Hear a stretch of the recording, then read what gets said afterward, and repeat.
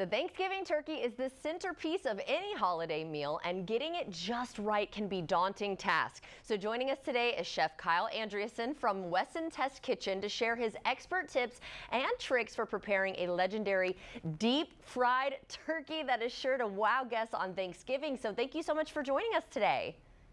Yeah, good morning. Thanks for having me.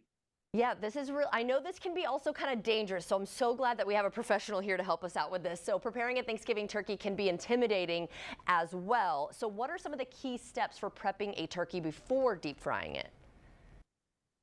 Well, deep frying a turkey is an incredibly fast process, but that starts about 5 days before we actually intend to fry it. So for me, this Thanksgiving, I'm going to head out to the grocery store probably on the Saturday, pick up my turkey. I like a 10 to 12 pounder, and then we're also going to get our oil at the same time. You're going to need about 4 gallons of oil. So I like the Wesson canola oil for this.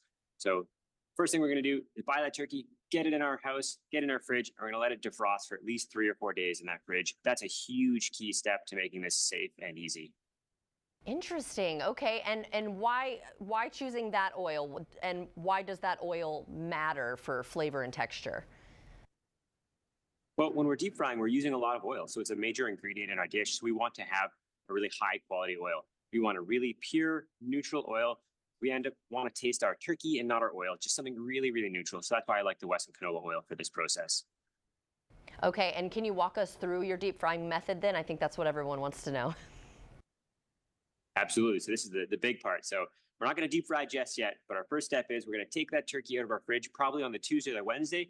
We've got a fully defrosted turkey now. We're going to get rid of the giblets and the neck. We don't need it for this process.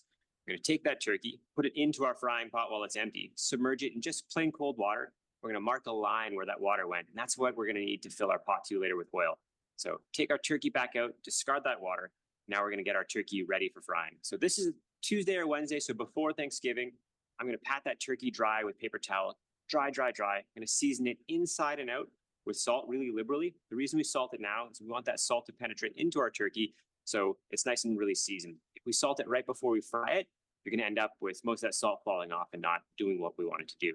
So after our turkey's dried out for 2 days, a day is fine. The big day, Thanksgiving, we're going to fill our pot with our oil. So we take our Wesson canola oil, we're going to pour it into our pot up to that fill line that we previously marked. Super important. Now we know the exact right amount of oil to use.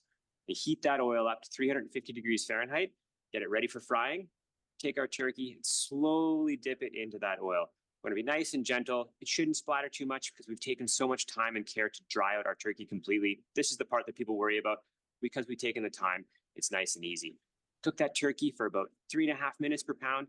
Our 10 to 12 pound turkey probably only going to take 45 minutes to cook. Pull that out of the oil after that timer goes off. Take our temperature. We're looking for 165 degrees Fahrenheit in the breast and the thigh. We have that temperature. We've got a perfectly cooked turkey. We're going to let that rest for 30 minutes, maybe even an hour. It's got lots and lots of time to rest.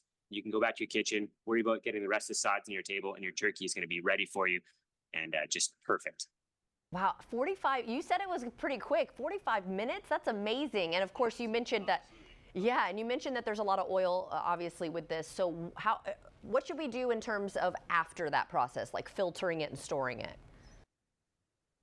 Well, the next day, once our oil is totally cold, we can take that oil, filter it through a nice fine mesh strainer, and put it back into the jugs, store that in a fridge or freezer, and we can use that oil again. So for me, I'll probably be using that oil again at Christmas or maybe New Year's Eve for another festivity. We can use it at least one more time and get lots of use out of that oil.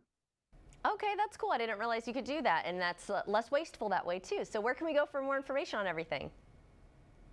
You can head to purewesson.com. We have the full instructions to help walk you through this whole process and take all the stress out of it. I really appreciate that. Well, happy Thanksgiving to you. You too. Thank you so much. And everyone at home, if you'd like to see this interview again, you can head to First Coast News Plus.